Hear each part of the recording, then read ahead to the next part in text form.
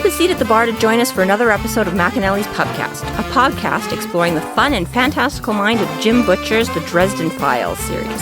Hosts Tanzan, Jess, and Maggie bring you another round of literary analysis on this immense, immersive, and colorful environment inhabited by Harry Dresden, the world's only licensed private investigator and professional wizard. Join an active and engaged community of new and die-hard dedicated fans focused on the fabulous themes, theories, characters, context, lore, and more. This is McAnally's Dresden Files Pubcast by Free Flow Rambling. Conjure by it at your own risk.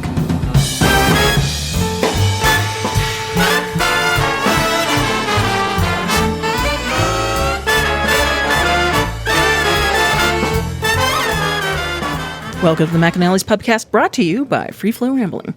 This is episode 13.23, Necrociations, where we are covering the novel Deadbeat. My name is Tanzan, and I'm joined by Maggie. Hello, hello. And Jess. Halt, fiend. Who goes there? Chapter 29. Kumori comes to Harry for the book, and he explains that he no longer has it. She then makes an offer to allow Harry to leave in order to spare his life. Harry makes a counteroffer to Kumori for information and the protection of the council. They are both unable to take the offers. Harry, Blackstone, Copperfield, Dresden. Take off your clothes. What? Or at least all the magical accoutrements. Ba, ba, ba, ba, ba.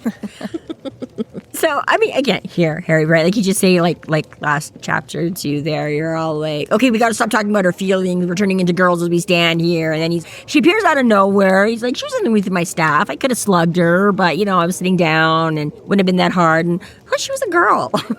I wonder if Butcher writes the whole book and he's like, wait, I wasn't sexist enough. I gotta go back to when it's on Harry's personality things. Or if that's just a part of Butcher himself and he's just like, yeah, right. I can't hit girls. Can't hit girls. Can't hit girls. Until I can. But Well, if they're a monster, they're not a girl. yeah, They just look I like just one. keep telling myself they're a monster because I can't look at them like a girl. But yes. That's quite a nice, funny way of like, well, I know I'm going to get my ass kicked even if I try. So, yeah, because she's a girl. Yeah, right. Yeah, I was just being all chivalrous. But then, you know what? She kind of is a girl in this moment because he's like, listen, I can't take the rings off. My left hand doesn't work. The rings will not come off easily. And she's like, oh, what happened? I'm like, Kumori, come on, who cares? Yeah. Don't be nice to him. You're fighting. Right? She's like, wait, you're the bad guy. What? Don't, yeah. They do. They totally have a moment here where he like explains about the fire. And she's like, oh, that sounds so hard. It's like, Yeah, and he's like, Let's just compromise then. literally, yeah. Pick a truce. You know what? Fine. We've both had hard lives. it's been a tough day all around. Yes, it is. It's not like it's very quick. It's very quick that they're just like, let's just give each other our words. This is so time consuming. Yeah, right. Like, just cut the bullshit. Like, we don't have to be all men, like, all postury and like. It seems like she was like practicing in the mirror and she's like, okay, I'm gonna show up. I'm gonna like scare him. I'm gonna tell him to take off all his magical shit. And then as soon as he gets there, Terry's like, I don't feel like, can we just talk? And she's like, oh my God, thank God. Right. I did not have a plan for after this. Yeah. So, yes, essentially speaking, Kumori has shown up because she wants the book from him once again. Girl, give it up. Take a rest, okay? Where were you last night when we were all fighting over it?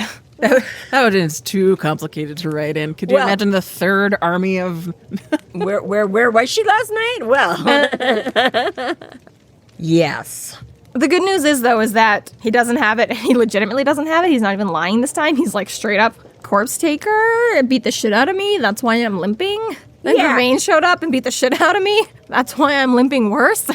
And then is it here or is it at the other ones? Because I remember, like, the first time he met, like, Gravane or the corpse station, something like that, she's like, if you would, like, run into Gravane, you'd be, like, dead or whatever. And then when she runs into the corner, be like, you didn't actually tangle with the corpse taker, you'd be dead. He's like, come on. Like, not for like, but yeah, these people, like, figured out already some kind of body switcher thingy. Yeah. Right. Where it's outright stated a little history on said character. A little, find out some there, and... Starts as the professor, then moves on to the assistant. Which is what I totally thought happened, and you guys denied me.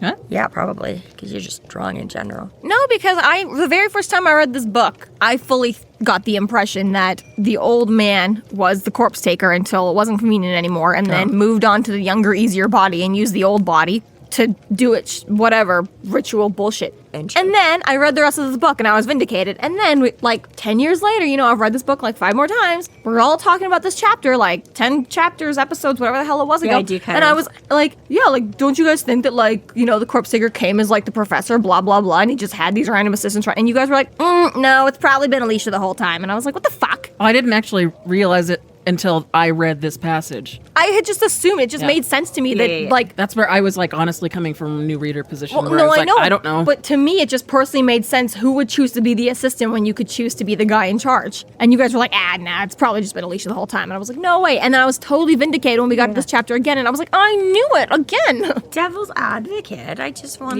You were wrong. You didn't remember this. She was just letting me think what I was thinking, right? No.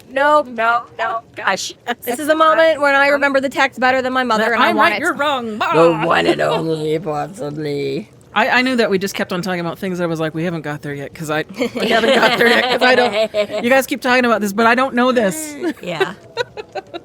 And not because I haven't forgotten this time around either. Just exactly like we discussed in the last one. I mean, I'm not saying that is. I'm just saying it could. Why does that have to be the first one? Being number 3 totally makes sense. So Well, and technically, this is just his theory. It's not even vindifying. Like it could actually. I know, it clearly still could be wrong, but Yeah. I just feel like if my brain is on the same wave as Harry's brain, it's canon the enough. world's about to. He's writing the words, he's writing the history, it's all good. It's all fine. So, But yes, whichever way that went exactly. But yeah. Yeah, So so- swaps, and then kills the fucker. So she's, I don't like this guy. yep, which is fair. Fair Which enough. is, I mean, it's bad enough. It is. It's totally right as modus operandi. Yeah, But again, it's I don't know, somehow worse. Like, it's not even just, like, I don't know, killing you and take you right. It's the fact that, no, you just kind of, like, swap. You could still, and then they're gonna kill you. Like, I don't know. It's just some kind of extra level of, I think not just killing me and taking my body. You're, like, stealing my body. And then once you've done that, I'm already fucked up because now you've swapped me into somebody else's. Now I'm gonna kill you on top of it. But again, make sure you can't get it back. Like, if there's 2 minds inside that body, the corpse takers and the original old man, and he's essentially seeing what she's doing this whole time while he uses her body and whatever, you have to kill him. He can't have that knowledge. You can't go and find another wizard and be like, this is what they're doing, this is what they're planning, this is their shit. You have to kill him. Well, I and guess also, maybe if you're that gonna do a ritual and you've got to, you've got But 3 that's the willing thing, bodies. But that's the thing, though, is that there's not 2 minds. Or, I mean, if he switched out, would it be Alicia and the professor together, you mean? Well, no, I don't know exactly how it works. If Corpse Taker is fully, pushing this soul out into the world totally and leaving an empty husk. Because I was going to say, if she swapped And then you swapped with Alicia, and Alicia went in. and Alicia went out. So obviously obviously Corpse Taker must just be... Even that then for Alicia would be totally confused, totally had no idea where this was coming from, and then you just kill her a second after that too. Yeah. Okay, maybe a little bit more harsh, but I still feel like, if you've got to do a ritual and you've got 3 willing bodies, yeah, of course you're going to sacrifice the oldest of the bodies. No, I'm not saying there's, But yes, no, it sucks. If there was a good body, I need to rip his guts out, I'm That's- sure, yeah. It is still murder. It is wrong. We do not condone it. Yeah, I don't mean like you say, whether it had that specific, the point you tried to make the first time of like being the guy in charge, yeah, exactly. Right now, it's just some little old 22-year-old assistant. What do I know? What harm can I be? It's definitely a good camouflage that way. But yeah, anyways, it's just icky. I don't like it. So Kumori wants the book from Dresden. He doesn't have the book. Well, okay, I've got one more thing then. And Harry, wise ass that he always is like, okay, one of 2 options. Either I join up and die or I run away and die. Which one is I feel like I got it. What do you want to threaten me with? And obviously Cowell thinks Harry's not good enough to join up. So he's like, we just want you to fuck off. And Harry's like, that's what everyone wants me to do. I mean, he likes you, but he thinks you still kind of suck. Yeah. I don't know if anyone's ever talked to you about early retirement, Dresden, but we'd all really like it if you could. She's the other spin. She's like, your ignorance is more dangerous than you. It's not even just like you don't know enough to like, you're really once again. I don't know. Is it really once again? Is this really any worse than his others? I mean, we are stepping up the stakes with everybody, but at the same time, from Harry's point of view, it's like, yeah, that's what the last 6 bad guys said to me too. So I get why it's easy for Harry to brush him off. What's interesting is that when Harry tries to counter with, oh, whatever, he'll just get my fucking death curse then. And she's like, whatever. We deal with that all the time. Been there, done that several times. shit. Which is crazy, but at the same time, if anyone's going to be dealing with death curses, it should be the necromancers. How does a necromancer deal with a death curse. I imagine for them it's actually a lot easier than the average wizard. Just like absorbs it and like uses it. Maybe, yeah. Right. I don't know what kind of power that is. Essentially, all we know is that it's almost like the entropy curse in a way. You just send this bad mojo at them. Blast the last of your power out at them, yeah. And you hope it works, right? So I imagine if this is some sort of, the only time you're allowed to engage in like black magic is when you're at death's door and you're cursing the guy who killed you. And so all of the wizard councils decided that one's okay.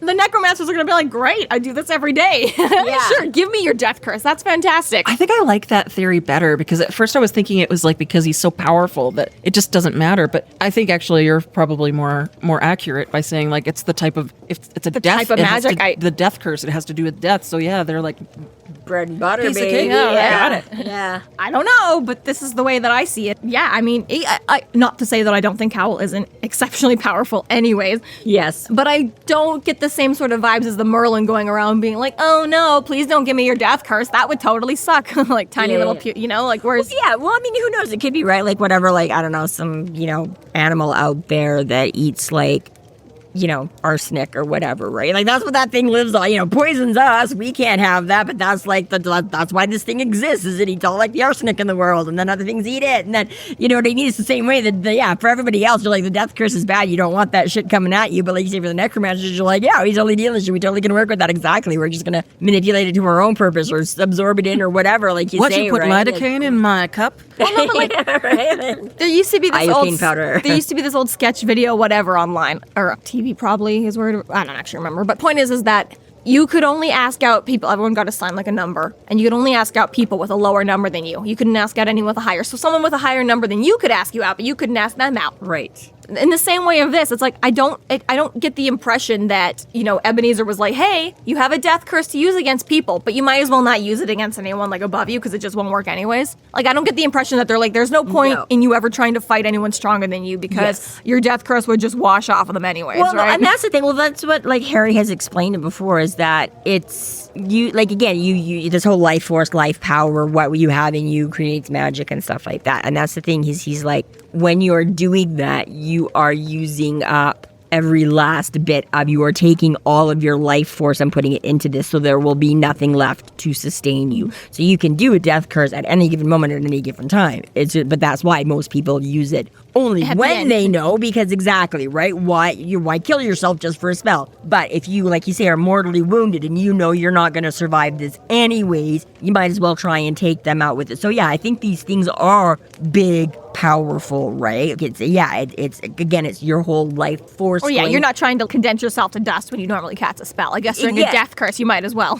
Pretty much, right? So while you can run yourself down to pretty much empty, it's not, right? You're not exactly taking everything that is holding the your difference body between whether or not you want to walk away from it or not.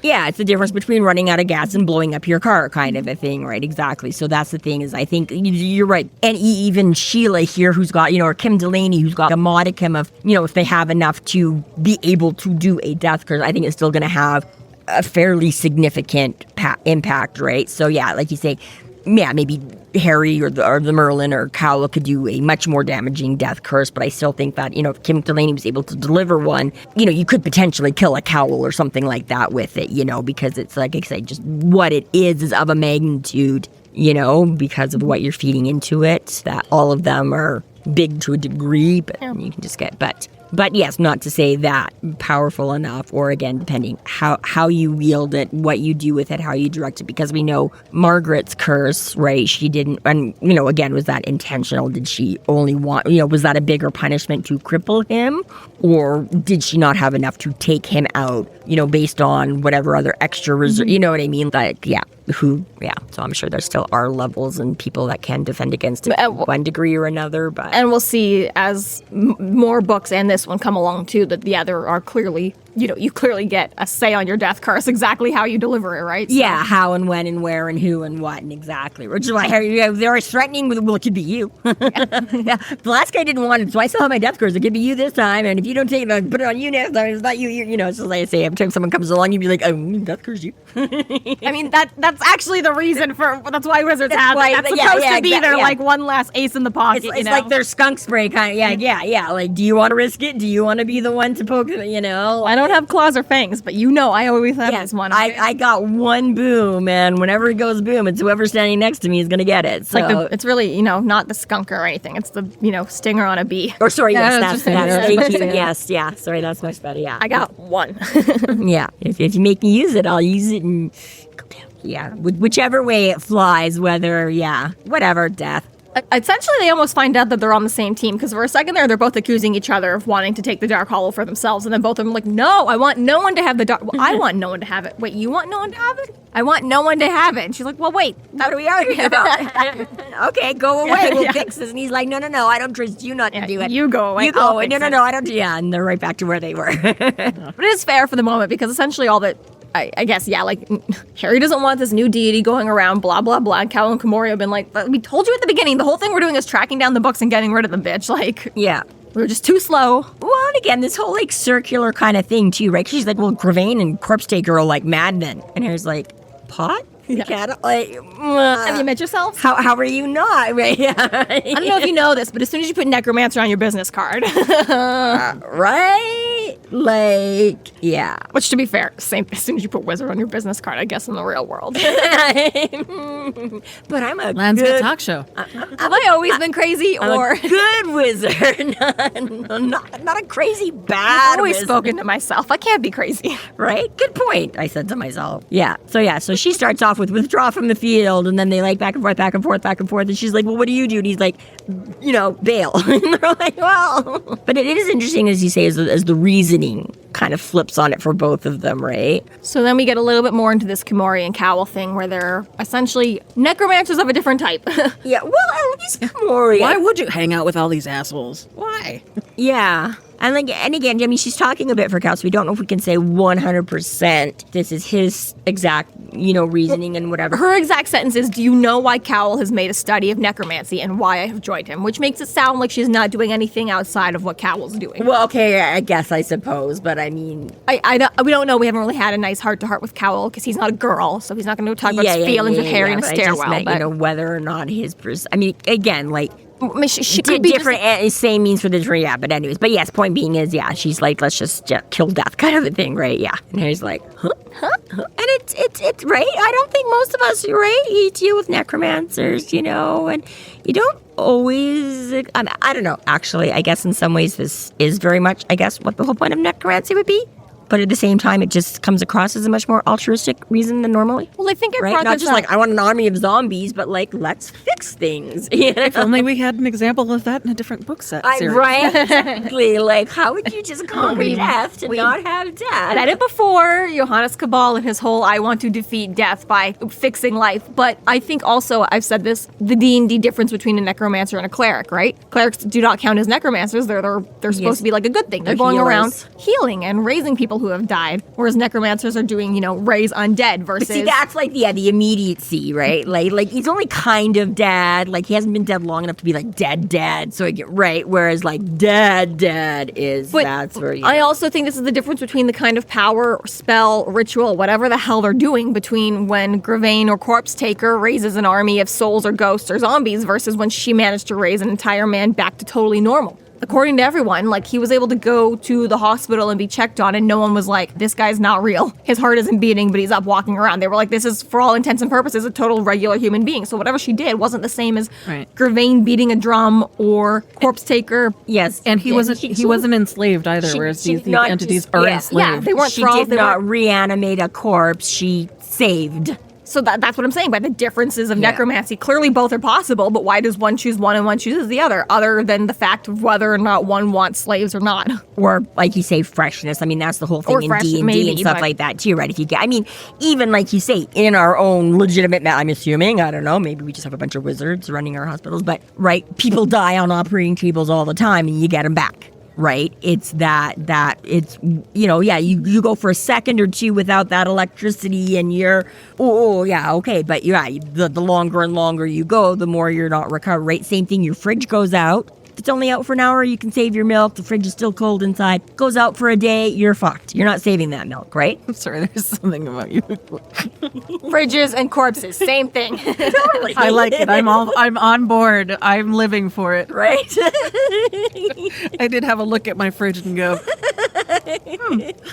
You know, I should treat you better. Tamsin, do you have corpses in there? Okay, so she makes this argument about how they're going to defeat death, and he's like, all right, crazy. Okay. Yeah. Oh, now that man can go home to his little girl, you know? And it's like, but it's just not the way it's supposed to be.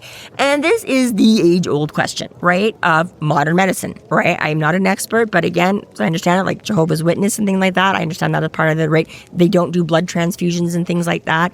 You know, it's the whole, if we were meant to, we would already, you know, you get sick, you get this, right? You're not, that's messing in God's territory. We don't take blood out of one thing and stick it in other people and mismatch parts and the whole, right? Trust the creator. Just whereas modern medicine says, what? Yes, no, you have blood and she has blood. It's the same kind of blood. You can share your blood and you can both live. You know, right? Yeah, you want a kidney? You got an extra. We can, I would right? possess this knowledge if we weren't supposed to use it. So at what point? Yeah, exactly, right? How far do you, right? I mean, again, life expectancy has increased between hygiene and medical practices and this and that, right? So yeah. Then we get into the area of like genetic manipulations. And then you get into the... As long as we still have rainbows in the sky, I'm pretty sure we're allowed to like do whatever we want. Right? Well, I just saw a rainbow last night, so woohoo! Do whatever you want. I could be wrong, but wasn't the rainbow supposed to be like an apology for like flooding the earth? Oh, right, yeah. Yeah, well, Like after Noah's Ark, he was like, all right, I'll never do that again, and also you can have rainbows.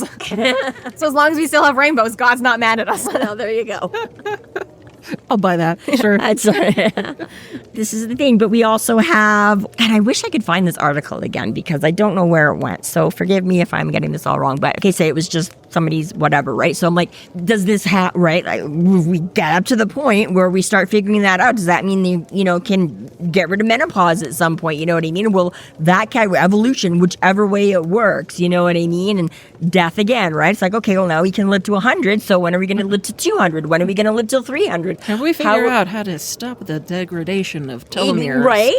Would that mean we would just continue to ovulate and exactly there would what be this no article more gray hair? Like, but exactly, right? Like at what point do you slow down? And again, right, you look at different, you know, races and things in the world, right? How some people age, you know, some people never look like they're older than 50 when they're like 150. Other people look like they're 150 by the time they're 25, you know? Like, Okay, I'm sitting right here.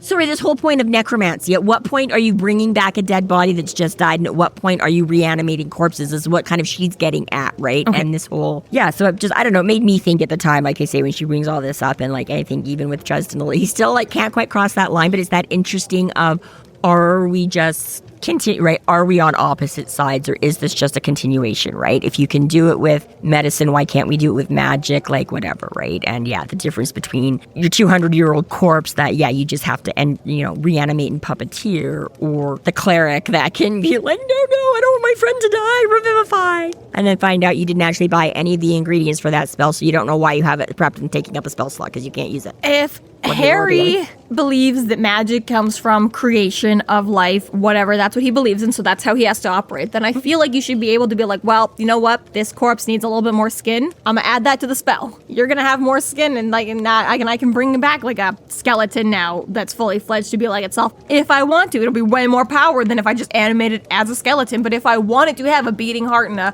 functioning brain, I can do it. I just gotta put a lot more mojo into it. I don't think the timeline necessarily matters as much as the ability of the magic. Maybe, so you're saying they could bring these 200-year-old corpses and if they make wanted them... to, I think it would still be much harder because you have to put more into it, and then maybe you can't do as much as fast, but I still feel like a magic spell is a magic spell is a magic spell. If I want King Tut to come back right now, totally functional, I should be allowed to do that, regardless of whether he's been mummified or we ate his insides or he can't find his left arm or whatever. Okay, so again, the mending spell.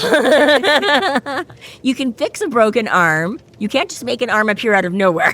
Yes, D&D has to classify every magic spell inch by inch by inch. Harry doesn't have to do that. Harry can say, I do 1% of my spell. I do 10% of my spell. I do 50% of my spell. And every book, he's like, my 10% last book is now like a 2% this book. I concur with one of what you're saying, but at the same time, Harry also argues exactly the opposite, that, you know, real life and physics and stuff matter.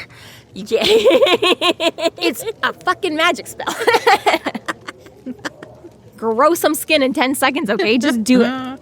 Yeah, ask him how well that went. What was the bearded thing? Okay, Hair. fast forwarding through all of that, Harry's whole is like, well, y'all have tried to kill me the last few days. I don't care how good you say you are. Yeah. You're trying to kill me, so we're fighting. And she's like, all right, bitch. Not making me expand my horizons and think about moral issues I don't want to think about. Oh, exactly. She's on Bad magic is bad. we're on a noble road you could never understand. He's like, all right, crazy, I don't want to. Basically, both agree to disagree.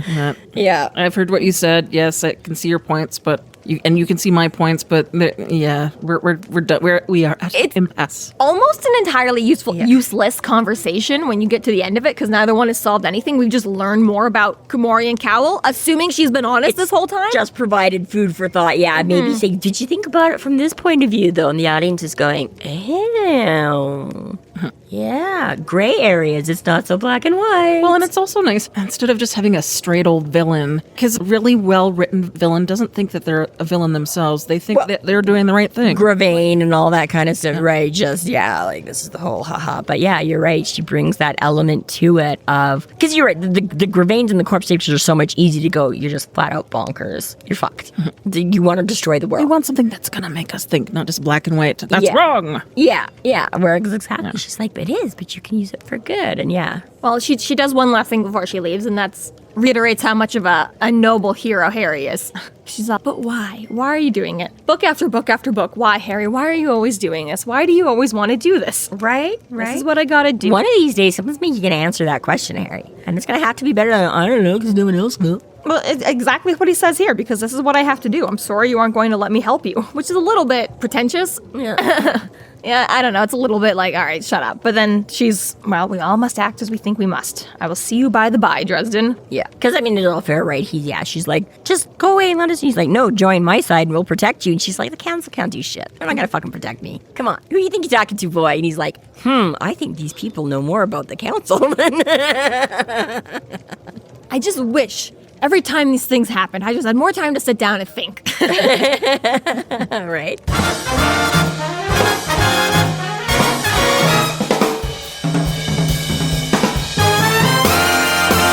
Thank you to our Patreon subscribers for your generous support.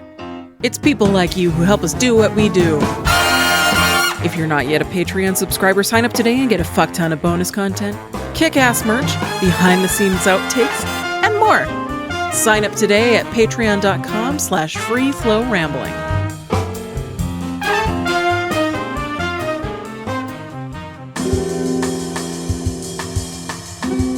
Chapter 30. Harry drives the city gathering supplies for the upcoming ritual, and then heads to McAnallys. The patrons leave for their safety upon Harry's suggestion, and the Wardens arrive to meet their newest member.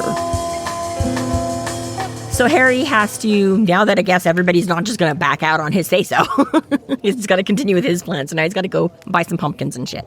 Well, this is exactly the way that we've seen him make spells before, right? Where the 5 senses plus the soul and the mind or whatever, right? Right. Where it's like, the things that I choose for the ritual have to be purposefully intent about... To him and to what he's doing. Exactly. And I was like, I like that. I like that it's not always just a set ingredient list for everything. It's like, you just be mindful about it and you're good to go. Yeah, exactly, right. So yeah, you don't need to have, winter squash or spaghetti squash or... A gourd's a gourd. Right. He's like, yeah, this pumpkin can work this time, this squash can work next time. It's just whatever I associate with European... As long as I say so. ...harvesty thing and exactly. Quick random... Here? There's no room for that, Kansan? The canned pumpkin is actually summer squash. That's funny. It's not pumpkin at all. How dare you? Yep. That's hilarious. And they get away with it because they're both gourds.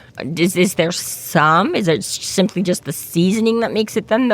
There's no pumpkin in it? No pumpkin in it. That's it's a summer squash. You'd think it would even be like a summer squash base, but we've got, some extra pumpkin to, like apple juices. People aren't going to buy it if it says a summer squash. Well, yeah, no, but it's just... But why? It's just cheaper, it grows longer, it's more preservable? I forget the reason. I used to know the answer to that, but I've forgotten. But that wasn't the important part. The important part is pumpkin is summer squash. Yeah, and I think it was processing. It's just easier to process them. Could be, maybe, yeah.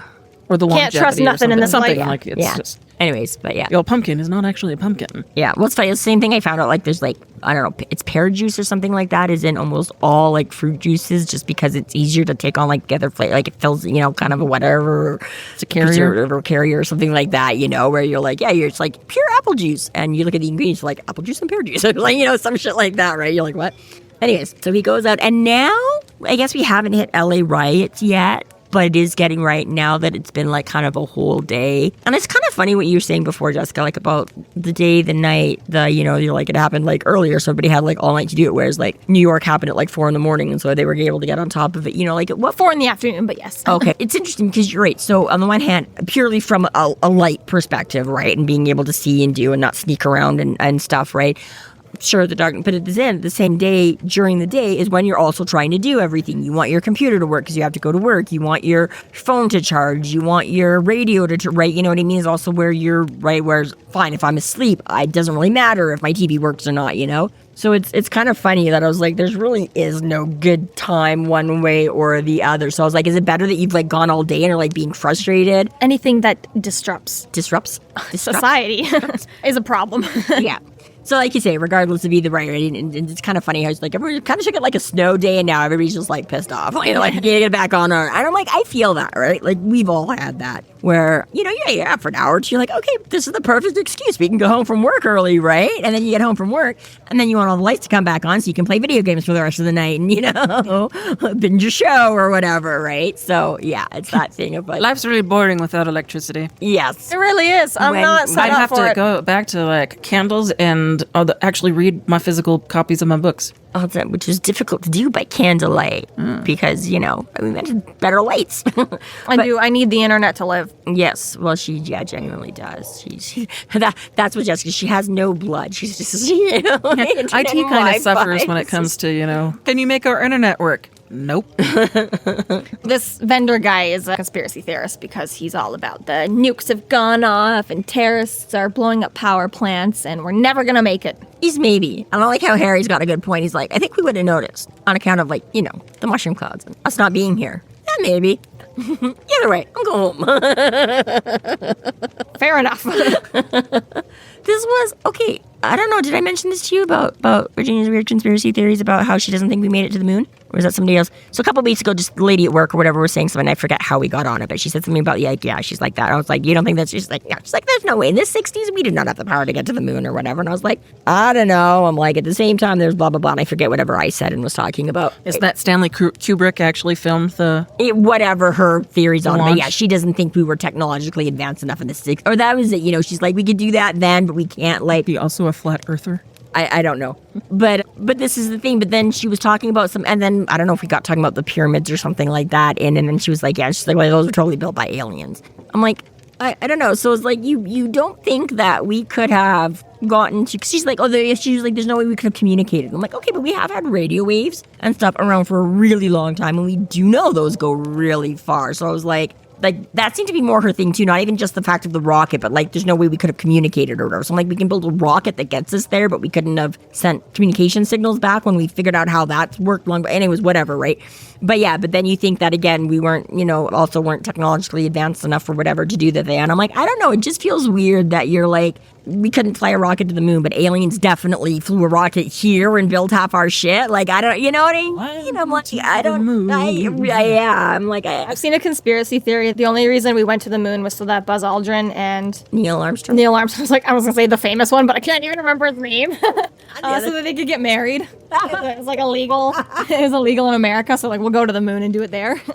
And NASA just was like, okay, we'll just support and pay for this whole thing just so these you two guys can. Yeah. Sounds good enough reason. It's clearly the easiest route. All right, let's totally make that one happen and just make that like the new, like, because I think that was like John Barrowman and that his husband, and then they went to like California and got married because that was like one of the first places, right?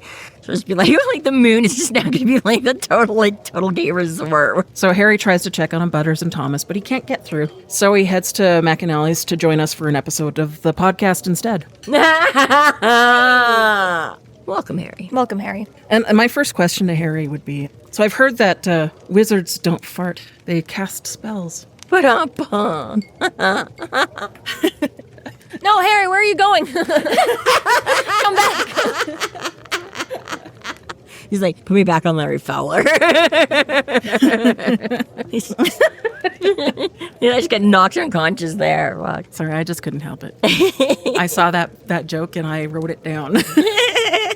Yeah, so this is our neutral accorded territory. Just happens to be Max. But because, of course, right, you can't blow things up and you can't just, no. Yeah, Max, like, fuck this shit. Switzerland, right here. Yeah, I'm less afraid of Mab declaring this place neutral territory and more afraid of Mac if you fuck up his bar. Yeah, right? So, yeah. Do you know, I saw a bartender that would have made a really good Mac, but because he was tall, he had that same demeanor of, Yeah. very, very singular word, but he had too much hair. Yeah. Too much hair. Sir, would you mind going bald? So he's the first one to arrive. Fucking hate those locals. So unfair of them. They never have to travel far for anything. Right. Know all the good shortcuts there. Not, Yeah, there are a couple people just milling around doing their thing, and Harry's like... A little bit typical when things start going sideways. Everyone starts to congregate in their occult spaces to see who knows anything, and we're stronger together, and it's less scary. Water cooler. Tell me what's happening. Yeah, totally. They heard? Is anybody, yeah, what's the... Is this like a thing or just like a whatever? Yeah, so everyone shows up to be reassured by one another, and Harry's like, I'm going to make it scarier. Get out, go home and hide. Oh, shit. I mean, I'm here to reassure you, but only by telling you a worst possible scenario, maybe. So duck and cover, everyone. Having had Billy just come up to Harry and say, some people are a little bit afraid of you. You can be really scary. For the people who are not your friend, you can be scary. And he comes into this bar, uninitiated. and everything just gets quiet, and everyone's watching him, and everyone's like, okay, the biggest authority figure that we have is here. Why is he here? And Harry recognizes that and decides, okay, I'm going to say something. Because that's not why he came. He didn't come here for this. I'm meeting some people. We're going to need a table. Everyone's like, I'm getting the fuck out of here. He's done. Here. Let me wipe it down You for him. have all the tables. I might need a bunch of space, Mac. And they're like, oh. Yeah, message received. Yeah, yep, okay. Yeah, no resistance whatsoever from those regulars. They're like, yes, sir. That's close, yeah. And I like that everyone paid their tab still. Well, like you say, There's no scattering and running. you're not. It was an orderly fashion. You're right. You're not messing up Mac's bar. You're not running on the bill either. So what is happening? I assume Mac had to have known when he agreed to become accorded neutral territory what that meant. But I think I'd still be a little annoyed. I'd be like, Harry, why do you have to bring a vampire here? Why do you have to bring the White Council here? Can you just ever meet in the woods? God damn it, man. You're killing my sales. Yeah, right? They should have to pay a booking fee every time it happens. That's part of the being a signer of the Accords. He's like, you get reimbursement for that. Yeah. Automatic 18% gratuity, and you pay for the event space by the hour. And Right, exactly, right? Like, okay, so they overtook my place for like 3 hours on. You guys owe me like... But instead, Mac keeps giving him free beer and free steak.